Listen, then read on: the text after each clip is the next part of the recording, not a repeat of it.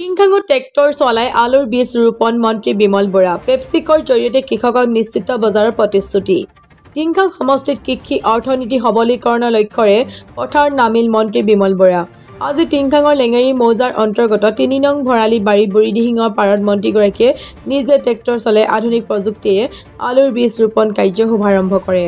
মন্ত্ৰী বিমল বৰাৰ পৃষ্ঠপোষকতাত আৰু কৃষক উদ্যোগীসকলৰ প্ৰচেষ্টাত গঠন হোৱা দিহিং চাং বহুমুখী সমবায় সমিতি লিমিটেডৰ উদ্যোগত এইদৰে বুঢ়ীদিহিঙৰ উৰ্বৰে পলসুৱা মাটিত ব্যাপক হাৰত আলু খেতি পৰিকল্পনা কৰা হৈছে। কৃষকসকলৰ মনোবল বৃদ্ধিৰ বাবে আজি পথাৰত উপস্থিত থাকি মন্ত্ৰীগৰাকীয়ে নিজে আধুনিক যন্ত্ৰৰ সহায়ত বীজ ৰোপণ কৰে। এইবাৰ প্ৰায় ৮০জন কৃষকে এই খেতিৰ সৈতে জড়িত হৈছে। ইফালে কৃষকসকলৰ উৎপাদিত আলুবোৰ পোনপটীয়াকৈ বহুজাতিক company PepsiCo India holding private limited লৈ প্ৰেৰণ কৰা হ'ব। উৎপাদনৰ লগে লগে কৃষকে নিশ্চিত বজাৰ আৰু লাভ কৰিবলৈ সক্ষম হ'ব বুলি কয় সমবায় সমিতিখনৰ সভাপতি তথা মন্ত্ৰী বিমল বৰাই।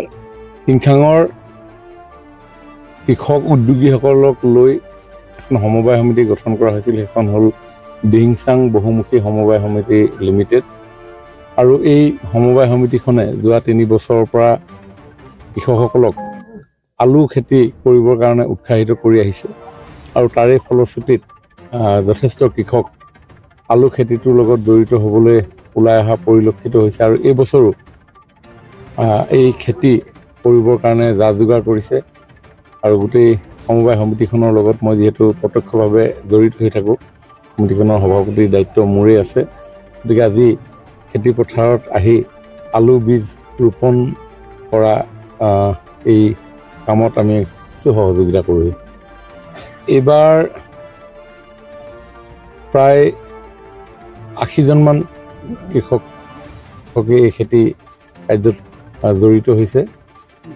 এতিয়া লাহেকৈ আৰম্ভ হৈছে, অলপ কিছুদিনৰ পিছত গম পোৱা যাব কিমান মাটিত আমি খেতি এবাৰ কৰিম।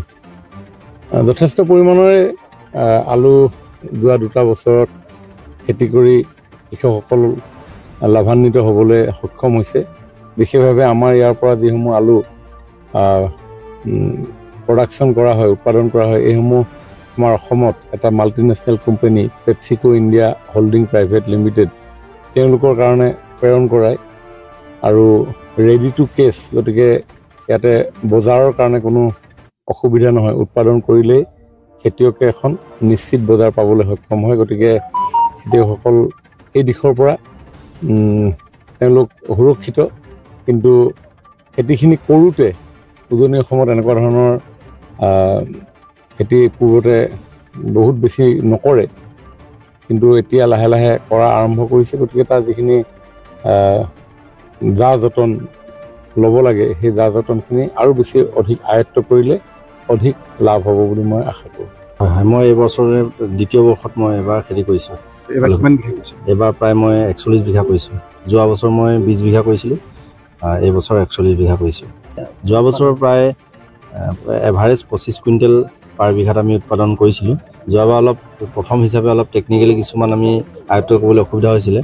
সেইখিনি আয়ত্ব কৰি এবাৰ আমি নতুন উদ্যমেৰে আৰু দিহিং চাং সমবায় সমিতি তথা আমাৰ সন্মানীয় বিমল বৰা ডাঙৰীয়াৰ যি সহযোগিতা তথা পানী যোগান জলসিঞ্চন বিভাগৰ সহযোগিতাত আমি এইবাৰ মানে 41 বিঘাত আমি আৰম্ভ কৰিবলৈ লৈছোঁ কৃষি কাৰ্য। প্ৰায় 3 মাহ বা 100 দিনৰ ভিতৰত ইয়াৰ প্ৰডাকশ্যন হয় আৰু ইয়াৰ বিক্ৰী আমি কৰি মূল্য লাভ কৰিব পাৰোঁ। আৰু ইয়াত এটা সুবিধা আছে কি পেপচিকো ইণ্ডিয়াত আমাৰ মাৰ্কেটখন ফিক্স মাৰ্কেট আছে। আমি ক'ত মাৰ্কেটত বিচাৰি যাব নালাগে। আৰু আমি খেতি প্ৰডাকশ্যন হোৱাৰ পিছতে যিখিনি প্ৰডাক্ট হ'ব, আমাৰ কোৱালিটি যিখিনি প্ৰডাক্ট তেওঁলোকৰ যিজনে মান নিৰূপণ কৰে, সেই মান নিৰূপণত আমাৰ প্ৰডাক্টটো যদি পৰিবই, তো সেই প্ৰডাক্ট আমাক তেওঁলোকে আমাৰ বাৰীৰ পৰাই, আমাৰ খেতি পথাৰৰ পৰাই লৈ যায়। আমাৰ যিখন চৰকাৰক ধন্যবাদ জনাবই লাগিব, যিহেতু আৰু আমাৰ সন্মানীয় বিধায়ক মহোদয়কো আমি যথেষ্ট সহযোগিতা পাইছোঁ। আন্তঃগাঁথনি উন্নয়ন, বিশেষকৈ আপোনাৰ আজিকালি আলু খেতি কৰিবলৈ হ'লে পানী একদম প্ৰথম কথা। পানীৰ সুবিধা কৰি দিছে। মোৰ লগতে আমাৰ প্ৰায় 15জন কৃষকে ইয়াৰ সুবিধা ল'বলৈ এই পানী যোগানৰ ব্যৱস্থা কৰা হৈছে। সেইটো এটা আন্তঃগাঁথনি আমাৰ পৰিলে আৰু বিশেষকৈ যান্ত্ৰিকীকৰণৰ ক্ষেত্ৰতো যথেষ্ট আমাৰ চৰকাৰৰ ফালৰ পৰা আমি সুবিধা পাইছোঁ। আৰু মই ভাবিছোঁ আমাৰ নতুন প্ৰজন্মই এই কৃষি কাৰ্যৰ লগত জড়িত হৈ আমাৰ যি পেপচিকো ইণ্ডিয়া লিমিটেডে আমাৰ অসমত যিটো এটা উদ্যোগ স্থাপন কৰিছে, তো সেই উদ্যোগৰ কেঁচামাল যদি আমি অলপমান পূৰণ কৰিব পাৰোঁ আমি আমি আৰ্থসামাজিকভাৱে যথেষ্টখিনি উপকৃত হ'ব পাৰিম আৰু লগতে আমাৰ ইয়াৰ যোগেদি এই কৃষি কাৰ্যৰ যোগেদি আমাৰ বহুতখিনি আমাৰ পৰিয়ালৰ লগত মানে অৰ্থনৈতিকভাৱে জড়িত হৈছে ইয়াত কাম কৰা বনোৱাৰ পৰা আৰম্ভ কৰি একেবাৰে দোকানীলৈকে কেইবাটা পৰ্যায়ত আমি ইয়াত এমপ্লয়মেণ্ট জেনেৰেশ্যন কৰিবলৈ সক্ষম হৈছোঁ